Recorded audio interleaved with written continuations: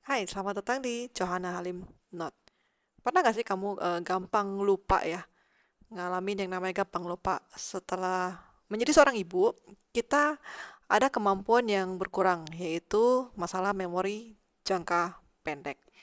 Oke, ketika kamu mau mengambil sesuatu ke dapur seperti mengambil sendok, ternyata kamu kembali dengan tidak mengambil sendok tersebut, tapi malah melakukan kegiatan yang lain.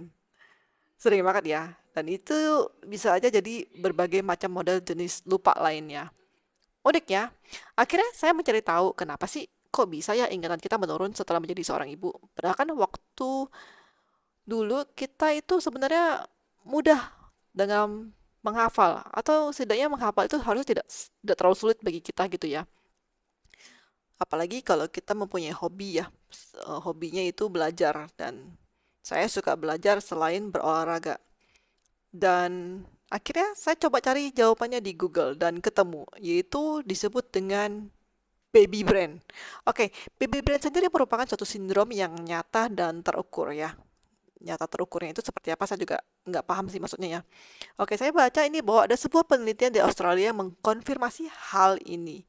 Saya baca lagi, para peneliti dari Deakin University, Australia melakukan meta-analisis terhadap 20 penelitian yang melibatkan 1.200 wanita untuk membuktikannya.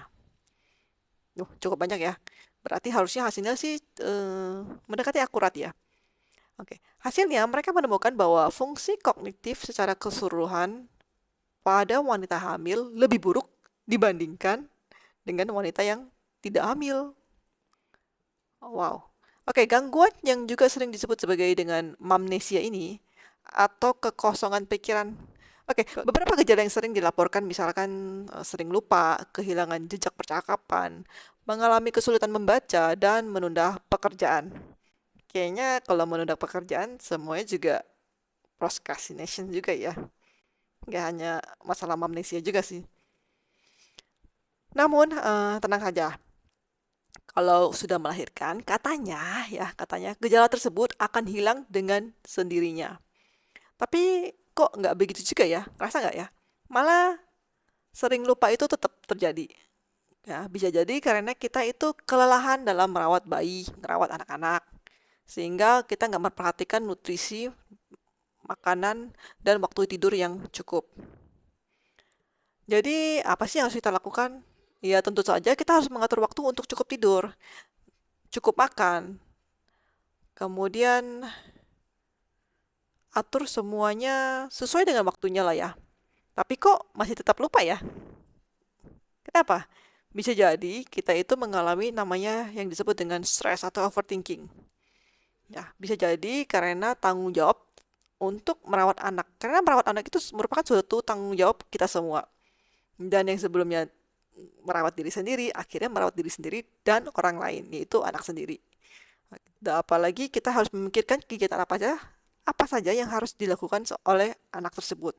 Apalagi jika sudah bersekolah. Wah, itu kegiatannya bakal lebih banyak lagi dan lebih rumit. Belum lagi dengan tugas sekolah kan.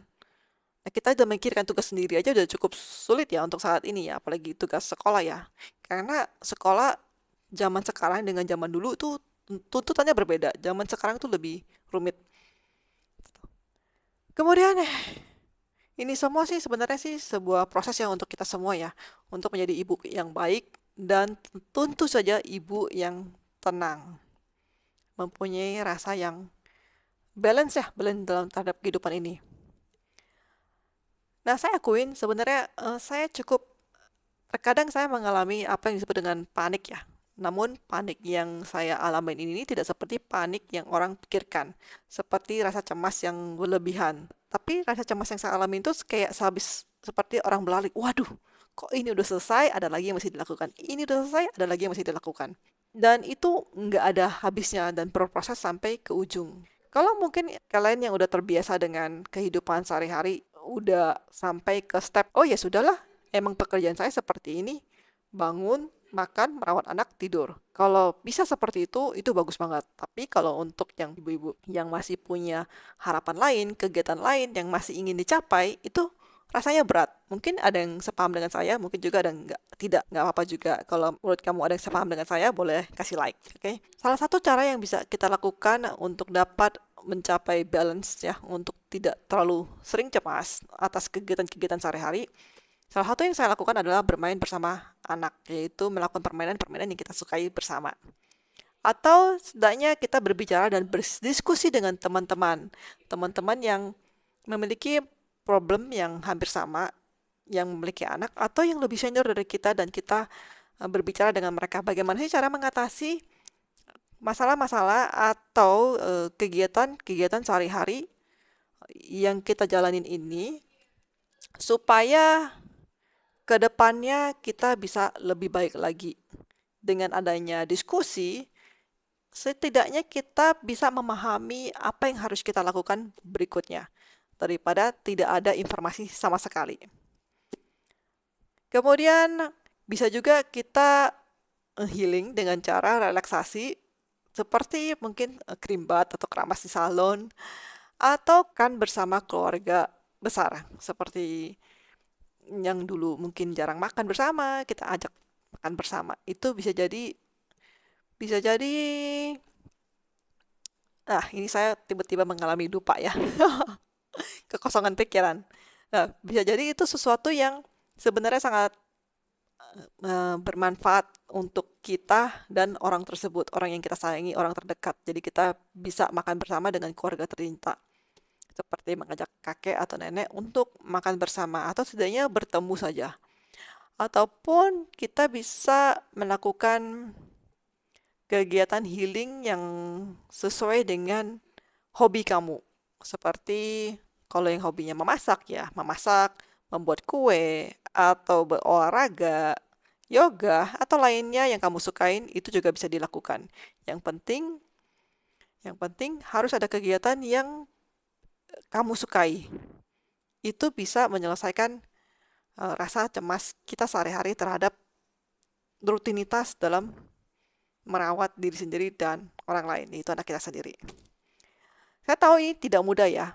Jadi, cara yang bisa saya melakukan untuk bisa mengatasi rasa cemas dan kekhawatiran stres terhadap kegiatan sehari-hari, yaitu membuat time management. Jadi, saya menggunakan kalender waktu untuk mengisi kegiatan. Walaupun pada kenyataannya selama praktek, nggak selalu on time juga sih ya. Tapi yang setidaknya ya, kita bisa mengatur waktu lebih baik daripada kita tidak membuat kalender manajemen. Minimal sudah mengikuti alur waktu lah gitu. Lalu yang berikutnya adalah berdamai dengan diri sendiri. Maksudnya apa ya berdamai dengan diri sendiri? Yaitu kita memaafkan diri. Oh, ternyata kita memiliki kelemahan dan kekurangan, tapi kita juga harus memahami bahwa selain kita memiliki kelebihan, kita ternyata juga ada kekurangannya. Dan prosesnya itu kita harus bisa menerimanya dan memahaminya. Kemudian untuk berdamai dengan diri sendiri itu sebenarnya emang tidak mudah. Tapi tenang, kita semua bisa belajar. Walaupun saya tahu belajar itu nggak langsung bisa. Setiap orang yang namanya belajar, belum tentu langsung bisa. Kecuali kecerdasannya emang udah luar biasa banget ya, tapi itu jarang sih ya. Oke, semua yang namanya belajar itu butuh proses. Butuh proses. Nggak mungkin nggak ada prosesnya, oke?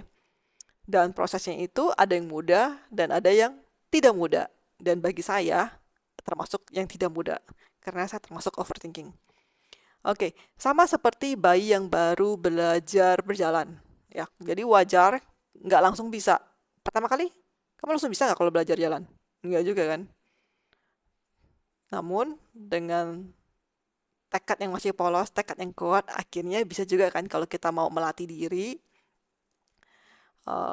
akhirnya berhasil juga. Yang penting niatnya itu mau dilakukan. Kalau udah menyerah, ya sulit juga deh. Pokoknya kamu akan berhasil selama kamu tidak akan menyerah. Intinya itu. Tapi akhirnya akan bisa juga kan. Yang penting dilatih, dilatih, dilatih.